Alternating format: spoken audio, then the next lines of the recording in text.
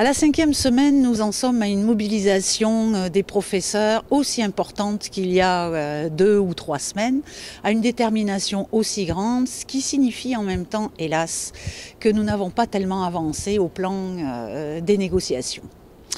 Alors, pourtant, des négociations ont eu lieu pendant toute la semaine, je dirais même pendant toute la fin de semaine de Pâques, en tout cas vendredi, samedi et lundi, pour arriver en fin de journée lundi ou dans l'après-midi à s'apercevoir que les intérêts des uns et des autres étaient beaucoup trop divergents pour qu'on puisse déposer une offre à l'Assemblée générale en disant voilà quelle est l'offre patronale à l'heure actuelle.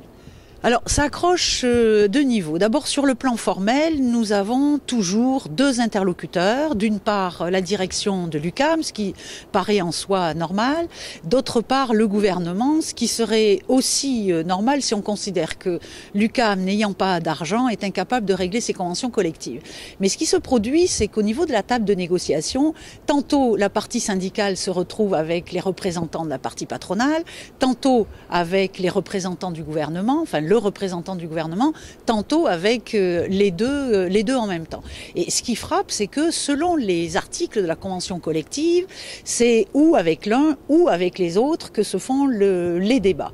Donc, en ce qui concerne la plus grande partie des articles de la convention collective, c'est avec la partie patronale, mais en ce qui concerne les articles majeurs, c'est-à-dire le salaire et l'ouverture du nombre de postes, eh bien, c'est avec le représentant du gouvernement que ça se fait.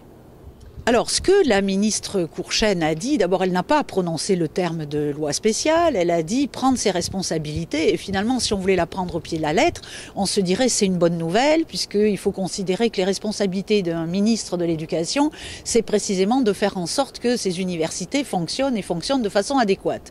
Bon, ce qui a été interprété plutôt dans la lecture entre les lignes, c'est que c'était une menace de loi spéciale.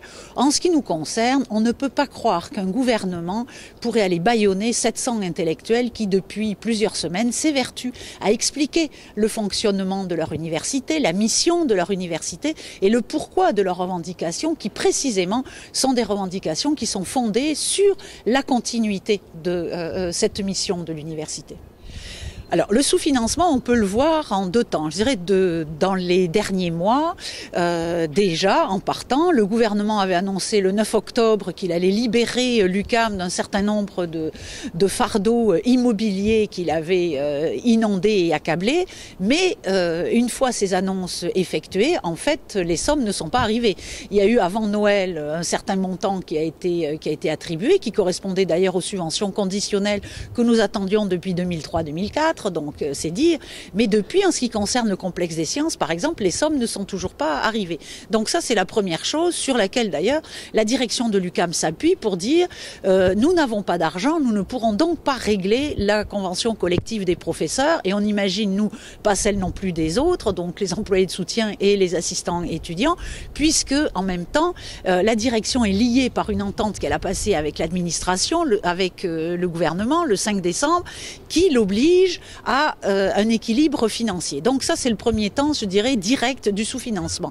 Mais en amont de ça, ce qui est beaucoup plus important, c'est le sous-financement chronique que subit notre université depuis, en fait, sa fondation, donc depuis 40 ans, sur la base d'une règle de financement des universités qui nous pénalise. Alors, de quoi il s'agit? Premièrement, il faut savoir que les universités anglophones reçoivent 60% des subventions ministérielles, tandis que les universités francophones, elles reçoivent 40% des subventions. Donc c'est déjà un premier problème que nous avons à l'intérieur du Canada. Alors ensuite, la règle de financement pour les universités québécoises.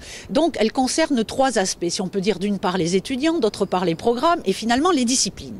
Alors au niveau des étudiants, elle est fondée sur le nombre d'étudiants temps plein.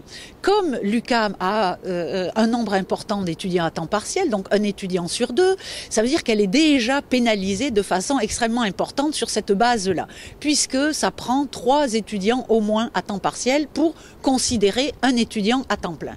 Ensuite, sur les programmes. Alors là, les programmes qui sont les plus subventionnés sont les programmes d'études supérieures. Comme l'UQAM est une jeune université, qu'elle a commencé d'abord avec des programmes de premier cycle, depuis quelques années, bien sûr, il y a un développement extrêmement important de la recherche, de la création et donc des études supérieures, mais il reste qu'elle est encore un peu en arrière en termes de nombre, en tout cas d'étudiants.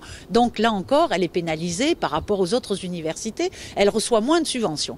Finalement, il y a des disciplines qui sont plus subventionnées que les autres, notamment les facultés de médecine et les facultés de génie. L'UQAM n'a pas de faculté de médecine. En ce qui concerne le génie, ça commence à peine. Donc là encore, ce sont des subventions qui échappent à l'UQAM. Alors si on rajoute que, qui plus est, il y a des subventions parallèles, si je puis dire, données dans certaines situations. Par exemple, le fait d'être une université en région permet d'obtenir des subventions additionnelles. Et comme il n'y en a pas pour le fait de résider au centre-ville, ben voilà pourquoi l'UQAM, depuis le début, fonctionne avec beaucoup moins de subventions que la plupart ou la totalité des autres universités au Québec. Alors depuis quelques semaines, on a noté qu'une grande majorité d'étudiants a décidé de soutenir les revendications du corps professoral, puisque pratiquement toutes les associations étudiantes ont déclenché une grève en soutien à nos revendications.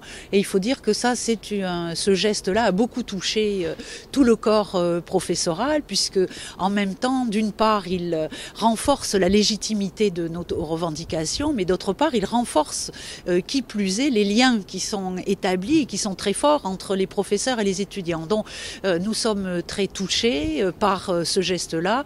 On les remercie au plus haut point de cette solidarité et on apprécie d'autant plus de voir qu'effectivement nous marchons tous dans le même sens, c'est-à-dire protéger notre université, lui permettre de se développer, lui permettre la relance et en fait de voir que tout le monde comprend bien que l'amélioration des conditions de travail des professeurs, c'est en même temps l'amélioration des conditions d'apprentissage des étudiants.